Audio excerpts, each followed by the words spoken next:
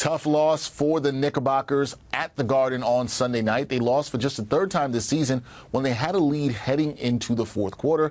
Knickerbockers fall to the Thunder at MSG 113-112. Let's talk some Knicks hoops, and we're going to do it with a host from the Knicks Morning Brew. My guy, Celso Porto, joins me now. What's going on, Jigga? How you doing, man?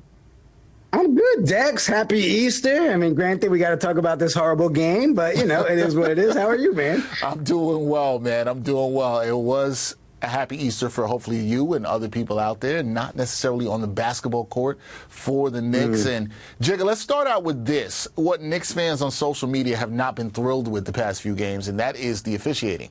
It appears in this game against the Thunder as though the refs missed a foul call on Lou Dort with Jalen Brunson when he attempted a layup with about 4 seconds left.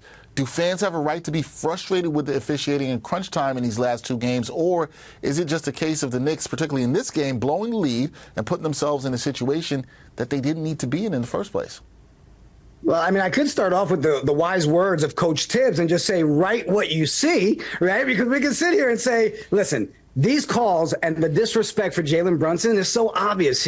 He should get those calls when he's taking it to the hoop the way he is. The end of the game there should have been an N1. It could have gone to be a tie game, but I will play devil's advocate, Dex. As many free throws have we missed tonight? Who would have said we would have made that free throw anyway? So it's one of those catch-22s. It sucks. We need to see our Knicks come out fast. We need to see them come out aggressive like we were just 2 weeks ago. These last two games, they're lacking that early on, and then just what happens. We're sitting there blaming refs and begging for a call in the fourth quarter.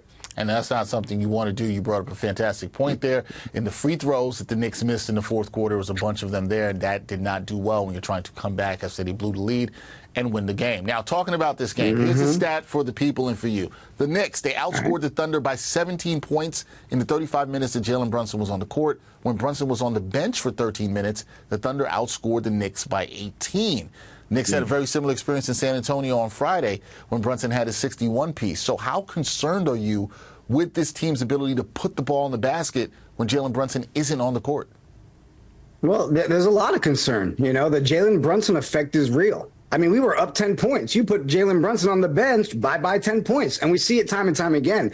The trade we made early on for Bojan and for Burks was to get those points off the bench. These last two games, again, we're not seeing anything from that bench. So the more games that we see like this, the more we start to question that trade and see if we were the winners or losers in that thing. But we've got to see the bench step up, and we can't just have Jalen Brunson put up 61 points every night.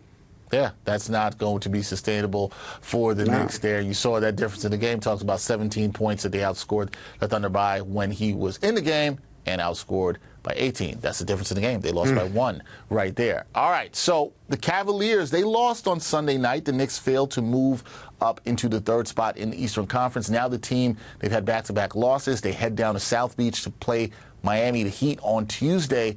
What are the keys to the Knicks getting back into the win column on Tuesday night and getting a win down there in Miami? I'll say it again, Dex. We got to come out fast, man. When we come out and we insert ourselves right off the gate, good things happen. We cannot rely on the bench to come in and give us the points throughout the game. We're seeing that. If we go into another game where we don't have an OG, where we don't have a Mitch, then we need to see that cohesiveness. We need to see that three ball dropping. The defense needs to come back to where it was just 3 games ago. Come out fast, show Miami what we're about, and let's please walk away without an injury in Miami. Well, that's the thing that Knicks fans are hoping for these days, and especially against the Heat. No injuries. They want to get healthy. Only 8 games left. Is it 8 games or 7 games? I'm forgetting. We're counting. We're getting down to the countdown right now. We're getting the single-digit games left for the Knickerbockers right now, and so it's a closing stretch of the season. Want to see them get healthy. We'll see if they can. That is Celso Porto from the Knicks Morning Brew, always doing a great job breaking down the Knickerbockers. Jigga, good to talk to you. We'll do it again soon, and we'll see what the Knicks can do in Miami on Tuesday night. Later, Dex. Appreciate you.